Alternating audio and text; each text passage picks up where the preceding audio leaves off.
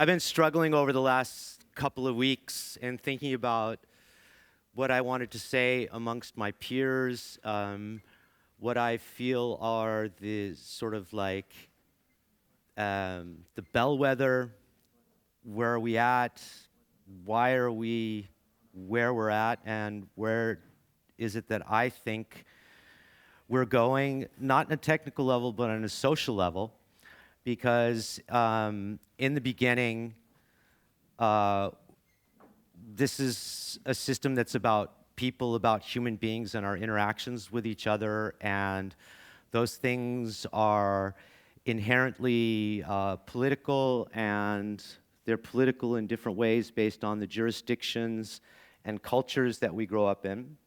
But I think that there's some common things that are happening right now that are influential for us to be taking a look at outside of the scope of our own little insular world and how it is that we deal with it, and acknowledging sort of like the global state of where it is that we're at.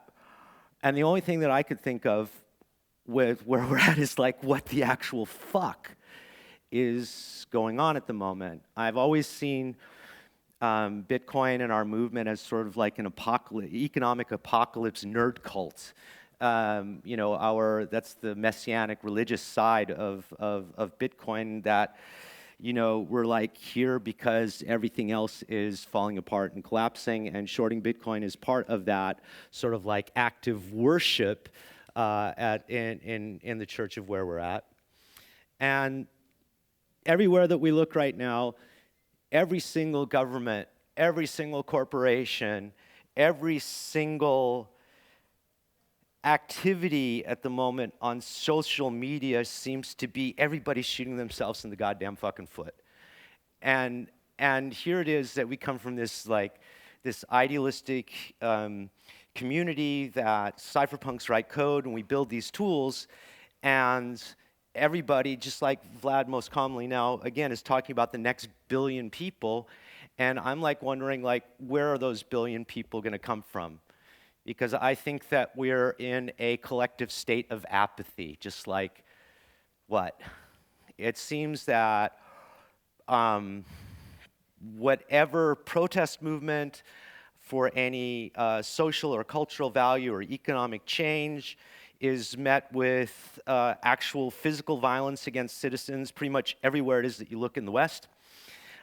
We talk from a very, very privileged point of view about banking the unbanked and looking at what was formerly called the Third World, and we have our ambassadors that are out there that are bringing these people onto the network who have actually vastly surpassed our own usage patterns in our own cultures because they are not bound by the legacy institutions, laws, and jurisdictions that we have in the privileged West and the North. And so I think that what we're seeing in our own cultures, and again, so I'm going to be, you know, like blunt, you know, white American males, okay? Yes, we have diversity, yes, we have a lot of culture and whatever, but still we're a very technological movement, and we're coming from a very, very sort of like a position of privilege of being aware of these technologies and all those things that we can do, and we're seeing a lot of positive, you know, state of, hey, wait a second, we've been a little bit too paranoid and we can do all of this stuff right now because we actually built the shit that we dreamed of. But out there in the society, when we're talking about building the new, bringing on the next billion, where are those next billion going to be coming from when they're so apathetic about what's going on? And this is partially a result of the pandemic. It's partially a result of war breaking out and the increasing inflation and all of these different things that people are either coping and got their heads down and are living, you know, the lifestyle that it is that they can find that works for them in this changing landscape. And then there's people who are online and seething about it. And I think that this new normal that came from the pandemic is a state of trauma that we're actually still in collectively. We haven't come out of our shells. People have gotten used to ordering their food at home, whether it's using crypto or whatever. People are socializing less, and we still haven't come out of this lockdown mode that happened as a result of the pandemic. And so I'm asking, like where it is that we are on the classic Gartner curve. I'm curious, by a raise of hands, where it is that the audience thinks that we're at on this curve.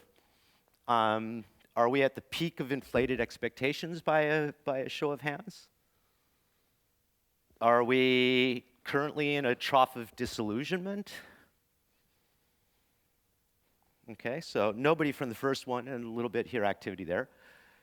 Are we, as a political and economic player on the world stage, collectively with everything that we've done in this sector, on the slope of enlightenment? Okay, more people than thought that we're at the trough of disillusionment. Anybody think that we're at the plateau of productivity yet? Oops. So actually, I think this is where we're at. I think we've literally deluded ourselves about where we're at on this curve. We've had multiple mini cycles, bear markets, bull markets, and hype cycles, and whatever. But still, despite the user base that we've achieved and with the tools that we have and the way it is that they intersect with legacy and fiat infrastructure, I still think that we're incredibly early. We're really still just building the technology trigger phase. And the reason that I think that we're there is that as digital natives, as people active in this realm, we live on a different time clock. You could even say that we live on block time, many of us, and that we have a different neuroatypical way of interpreting the rate of change than it is that we want to actually admit to ourselves. That change happens much slower across society. And I think this is important because we're looking at, the coming wave of what we know is going to be CBDCs in some form or the other.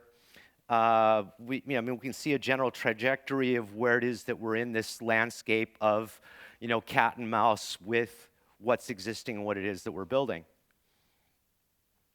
So I like to remind everybody that actually Bitcoin is an adversarial concept, that its trustless nature is for basically an adversarial network. And what we're seeing being presented here at the conference is sort of like, for me, going back to the actual roots of why it is that many of us started doing what it is that we're doing, and that's because it's about people. So when you're talking about doing peer-to-peer collateral loans, when you're talking about using peer-to-peer trading platform, when you're talking about using all of these different communications networks that we have that have varying trade-offs in privacy, security, transparency, auditability, discoverability.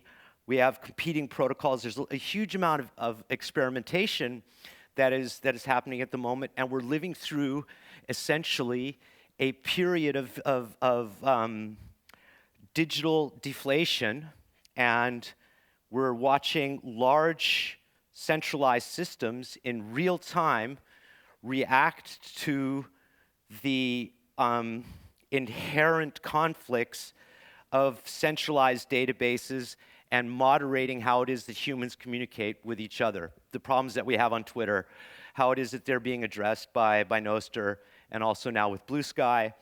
We're seeing a fracturing of protocols. We're entering into essentially not only a multipolar political and economic phase, sort of like as a civilization, but we're facing that in a digital way with the tools it is that we're using. How many different networks are you guys parts of? How many, you have one group of friends that you're communicating with over these channels. You have another group of people that you're interacting with economically over this group of channels. Each one of them have a different footprint for how much it is that we're exposed to surveillance, capture, and everything. And I think that the combination of the traumatized state of society, honestly, politically, nowhere to go, nowhere to hide, no matter where it is that you're on the planet at the moment, it's pretty goddamn fucked. And we live in a bubble of these freedoms that we've carved out for ourselves and that we've assisted on and being able to transact with each other as human beings. So it's not that in the end that Bitcoin is for enemies. It's actually the message that I seem to be hearing amongst my colleagues and I'm seeing in our presentation is that Bitcoin is for friends.